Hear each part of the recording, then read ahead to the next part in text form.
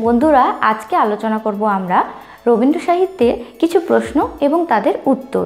বন্ধুরা, তোমাদের কাছে আমার একটাই অনুরোধ, তোমরা কিন্তু এই ভিডিওটি শেষ পর্যন্ত দেখবে, শুধুমাত্র আজকের বিষয়টিকে মাথায় রেখে। তাহলে একদম সময় নষ্ট না করে শুরু করছি আজকের ভিডিও, রবীন্দ্র সাহিত্যের প্রশ্ন উত্তর। আমাদের প্রথম প্রশ্ন, রবীন্দ্রনাথের কোন দুটি উপন্যাস 19 শতকের শেষ ভাগে প্রকাশিত হয়েছিল? আমি আবার বলছি, রবীন্দ্রনাথের কোন দুটি উপন্যাস 19 শতকের শেষ ভাগে প্রকাশিত হয়েছিল? তার উত্তর হচ্ছে বউ ঠাকুরানীর হাট ও রাজর্ষি। আবার বলছি উত্তরটি, বউ ঠাকুরানীর হাট ও রাজর্ষি। আমাদের দ্বিতীয় প্রশ্ন, রবীন্দ্রনাথ কত খ্রিস্টাব্দে নোবেল পুরস্কার পান? বন্ধুরা, আবার বলছি প্রশ্ন, রবীন্দ্রনাথ কত খ্রিস্টাব্দে নোবেল পুরস্কার পান? উত্তর 1913 খ্রিস্টাব্দে। আবার বলছি 1913 খ্রিস্টাব্দে। আমাদের পরের প্রশ্ন, ভানুসিংহ ঠাকুরের পদাবলী কিভাবে লিখিত হয়েছিল? ভানুসিংহ ঠাকুরের পদাবলী কিভাবে লিখিত হয়েছিল? উত্তর বৈষ্ণব পদাবলীর ব্রজবুলির ঢঙে। আবার বলছি, বৈষ্ণব পদাবলীর ব্রজবুলির ঢঙে। মনে থাকবে। পরের প্রশ্ন, রবীন্দ্রসঙ্গীত কত সালে প্রকাশিত হয়? রবীন্দ্রসঙ্গীত কত সালে প্রকাশিত হয়? উত্তর 1882 খ্রিস্টাব্দে। আবার বলছি 1882 খ্রিস্টাব্দে। কড়ি ও কোমল কত খ্রিস্টাব্দে প্রকাশিত হয়? কড়ি ও কোমল কত খ্রিস্টাব্দে প্রকাশিত হয়? 1886 খ্রিস্টাব্দে। 1886 খ্রিস্টাব্দে। রবীন্দ্রনাথের লিখিত জীবনের সর্বশ্রেষ্ঠ পর্ব কোনটি? ঐশ্বর্য পর্ব। আবার বলছি ঐশ্বর্য পর্ব। রবীন্দ্রনাথের কয়েকটি উল্লেখযোগ্য কাব্যগ্রন্থ কি কি? চিত্রা, বলাকা, সোনারতরী, চৈতালি ইত্যাদি। আবার বলছি, চিত্রা, বলাকা, সোনারতরী, চৈতালি ইত্যাদি। চিত্রা কাব্যগ্রন্থটি কত সালে প্রকাশিত হয়? চিত্রা কাব্যগ্রন্থটি কত সালে প্রকাশিত হয়? 1886 খ্রিস্টাব্দে। আবার বলছি 1886 খ্রিস্টাব্দে। কোন কাব্যগ্রন্থটি রবীন্দ্রনাথের জীবনের একটি বিশেষ প্রতীক বলে গৃহীত হতে পারে? সোনারতরী। আবার বলছি, সোনারতরী রবীন্দ্রনাথের জীবনে একটি বিশেষ প্রতীক বলে গৃহীত হতে পারে। সোনারতরী কাব্যগ্রন্থ কত খ্রিস্টাব্দে প্রকাশিত হয়? আবার বলছি, সোনারতরী কাব্যগ্রন্থ কত খ্রিস্টাব্দে প্রকাশিত হয়? 1894 খ্রিস্টাব্দে। 1894 খ্রিস্টাব্দে সোনারতরী কাব্যগ্রন্থ প্রকাশিত হয়। রবীন্দ্রনাথের রচিত কয়েকটি জীবন দেবতা বিষয়ক কাব্যগ্রন্থ নাম বলো। রবীন্দ্রনাথের রচিত কয়েকটি জীবন দেবতা বিষয়ক কাব্যগ্রন্থ কি? জীবন দেবতা, অন্তর্যামী, সিন্ধু পারে। আবার বলছি, জীবন দেবতা, অন্তর্যামী ও সিন্ধু পারে। শিশু কাব্যটির রচনা কত সালে? 1906 সালে। আবার বলছি 1906 সালে শিশু কাব্যটির রচনা করা হয়। অতি বৃদ্ধ বয়সে রবীন্দ্রনাথের কতগুলি কাব্য প্রকাশিত হয়? 12খানি কাব্য। অতি বৃদ্ধ বয়সে কতগুলি কাব্য প্রকাশিত হয় রবীন্দ্রনাথের? 12খানি কাব্য। কোন কাব্যগুলিকে পুনশ্চ বর্গের কাব্য বলতে পারি? কোন কাব্যগুলিকে রবীন্দ্রনাথের পুনশ্চ বর্গের কাব্য বলতে পারি? সেগুলি হচ্ছে পুনশ্চ, বিচিত্রা, শেষ সপ্তক, বীথিকা, পত্রপুট ও শ্যামলী কাব্যগুলিকে। বলাকা কাব্যে কোন ছন্দগুলি দেখা যায়? বলাকা কাব্যে কোন ছন্দগুলি দেখা যায়? পয়ার ছন্দ। বলাকা কাব্যে পয়ার ছন্দ দেখা যায়। কৈশোর ও যৌবনে যে নাট্যকাব্যগুলি রচনা করেছেন তার নামগুলি কি? তার নামগুলি হচ্ছে রুদ্রচণ্ড, বাল্মীকি প্রতিভা, প্রকৃতির প্রতিশোধ, মায়ার খেলা। আবার নাম বলছি, রুদ্রচণ্ড, বাল্মীকি প্রতিভা, প্রকৃতির প্রতিশোধ, মায়ার খেলা। রবীন্দ্রনাথের কোন কোন গ্রন্থে মহাকাব্য, গীতিকাব্য ও নাটকের আশ্চর্য সমন্বয় হয়েছে? আবার বলছি, রবীন্দ্রনাথের কোন কোন গ্রন্থে মহাকাব্য, গীতিকাব্য ও নাটকের আশ্চর্য সমন্বয় ঘটেছে?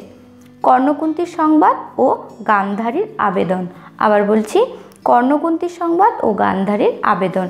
এই দুটি গ্রন্থে মহাকাব্য, গীতিকাব্য ও নাটকের আশ্চর্য সমন্বয় ঘটেছে। রবীন্দ্রনাথের সর্বশ্রেষ্ঠ কাব্যনাট্য নাম কি? রবীন্দ্রনাথের সর্বশ্রেষ্ঠ কাব্যনাট্যের নাম কি? চিত্রাঙ্গদা। আবার বলছি, রবীন্দ্রনাথের সর্বশ্রেষ্ঠ কাব্যনাট্যের নাম হচ্ছে চিত্রাঙ্গদা। রাজা ও রানী কি জাতীয় নাটক? ট্র্যাজেডি নাটক। রাজা ও রানী কি জাতীয় নাটক? ট্র্যাজেডি নাটক। বিসর্জন কি জাতীয় নাটক? পঞ্চাঙ্গ সনাতন অঙ্গিকের নাটক। আবার বলছি, বিসর্জন কি জাতীয় নাটক? পঞ্চাঙ্গ সনাতন আঙ্গিকের নাটক। রবীন্দ্রনাথ মুকুট নাটকটি রচনা করেছিলেন কাদের জন্য? রবীন্দ্রনাথ মুকুট নাটকটি রচনা করেছিলেন কাদের জন্য? বোলপুরের আশ্রয় বালকদের জন্য রবীন্দ্রনাথ মুকুট নাটকটি রচনা করেছিলেন। রবীন্দ্রনাথের প্রথম উপন্যাসের নাম কি? রবীন্দ্রনাথের প্রথম উপন্যাসের নাম হচ্ছে করুণা। রবীন্দ্রনাথের প্রথম সার্থক উপন্যাস কোনটি? বউ ঠাকুরানীর হাট। রবীন্দ্রনাথের প্রথম সার্থক উপন্যাস কোনটি? বউ ঠাকুরানীর হাট। চোখের বালি কত খ্রিস্টাব্দে প্রকাশিত হয়? 1903 খ্রিস্টাব্দে। চোখের বালি কোন পত্রিকায় ধারাবাহিকভাবে প্রকাশিত হয়? বঙ্গদর্শন পত্রিকায়। আবার বলছি, চোখের বালি কোন পত্রিকায় ধারাবাহিকভাবে প্রকাশিত হয়? বঙ্গদর্শন পত্রিকায়। রবীন্দ্রনাথের ঘরে বাইরে উপন্যাসটি কত খ্রিস্টাব্দে রচিত হয়? রবীন্দ্রনাথের ঘরে বাইরে উপন্যাসটি কত খ্রিস্টাব্দে রচিত হয়? 1916 খ্রিস্টাব্দে। 1916 খ্রিস্টাব্দে ঘরে বাইরে উপন্যাসটি রচিত হয়। শেষের কবিতা কত খ্রিস্টাব্দে প্রকাশিত হয়? শেষের কবিতা কত খ্রিস্টাব্দে প্রকাশিত হয়? 1929 খ্রিস্টাব্দে। 1929 খ্রিস্টাব্দে শেষের কবিতা প্রকাশিত হয়। রবীন্দ্রনাথের শেষ জীবনে রচিত কাব্যধর্মী ও রোমান্স আশ্রিত উপন্যাসটির নাম কি? শেষের কবিতা। শেষের কবিতা হচ্ছে রবীন্দ্রনাথের শেষ জীবনের কাব্যধর্মী ও রোমান্স আশ্রিত একটি উপন্যাস। রবীন্দ্রনাথের কোন কোন ছোট গল্পে ভৌতিক সংস্কারের উপর প্রতিষ্ঠিত? রবীন্দ্রনাথের কোন কোন ছোট গল্প ভৌতিক সংস্কারের উপর প্রতিষ্ঠিত? ক্ষুধিত পাষাণ, নিশীথে, মণিহারা। আবার বলছি, ক্ষুধিত পাষাণ, নিশীথে এবং মণিহারা হচ্ছে ভৌতিক সংস্কারের উপর রচিত। রবীন্দ্রনাথ তার কোন কোন ছোট গল্পে আধুনিক জীবনের সমস্যার অবতারণা করেছেন? রবীন্দ্রনাথ তার কোন কোন ছোট গল্পে আধুনিক জীবনের সমস্যার অবতারণা করেছেন? রবিবার, ল্যাবরেটরি, শেষ কথা প্রভৃতি ছোট গল্পে। আবার বলছি, রবিবার, ল্যাবরেটরি, শেষ কথা প্রভৃতি ছোট গল্পে রবীন্দ্রনাথ আধুনিক জীবনের অনেক সমস্যা অবতারণা করেছেন। কত খ্রিস্টাব্দে বঙ্গদর্শন পত্রিকা প্রকাশিত হয়? 1872 খ্রিস্টাব্দে। আবার বলছি, 1872 খ্রিস্টাব্দে বঙ্গদর্শন পত্রিকা প্রকাশিত হয়। রবীন্দ্রনাথের ছোট গল্পসমূহ কোন গ্রন্থে মুদ্রিত আছে? রবীন্দ্রনাথের ছোট গল্পসমূহ কোন গ্রন্থে মুদ্রিত আছে? গল্পগুচ্ছে। গল্পগুচ্ছে রবীন্দ্রনাথের ছোট গল্পগুলি মুদ্রিত আছে। রবীন্দ্রনাথের অসাধারণ প্রতীক নাটক কোনটি? রবীন্দ্রনাথের অসাধারণ প্রতীক নাটক কোনটি? রক্তকরবী। রক্তকরবী রবীন্দ্রনাথের অসাধারণ প্রতীক নাটকের মধ্যে একটি। রবীন্দ্রনাথের নৃত্যনাট্যগুলির নাম উল্লেখ করো। রবীন্দ্রনাথের নৃত্যনাট্যগুলির নাম কি কি? তাসের দেশ, নৃত্যনাট্য চিত্রাঙ্গদা, নৃত্যনাট্য চণ্ডালিকা, শ্যামা, এই কয়েকটি রবীন্দ্রনাথের নৃত্যনাট্যগুলির মধ্যে অন্যতম। চণ্ডালিকা কত খ্রিস্টাব্দে প্রকাশিত হয়? চণ্ডালিকা কত খ্রিস্টাব্দে প্রকাশিত হয়? 1937 খ্রিস্টাব্দে। 1937 খ্রিস্টাব্দে চণ্ডালিকা প্রকাশিত হয়। গৃহপ্রবেশ কত খ্রিস্টাব্দে প্রকাশিত হয়? গৃহপ্রবেশ কত খ্রিস্টাব্দে প্রকাশিত হয়? 1925 খ্রিস্টাব্দে গৃহপ্রবেশ প্রকাশিত হয়। রবীন্দ্রনাথের কোন কোন ছোট গল্পে স্নেহপ্রেমের পারিবারিক রূপ ফুটে উঠেছে? রবীন্দ্রনাথের কোন কোন ছোট গল্পে স্নেহপ্রেমের পারিবারিক রূপ ফুটে উঠেছে?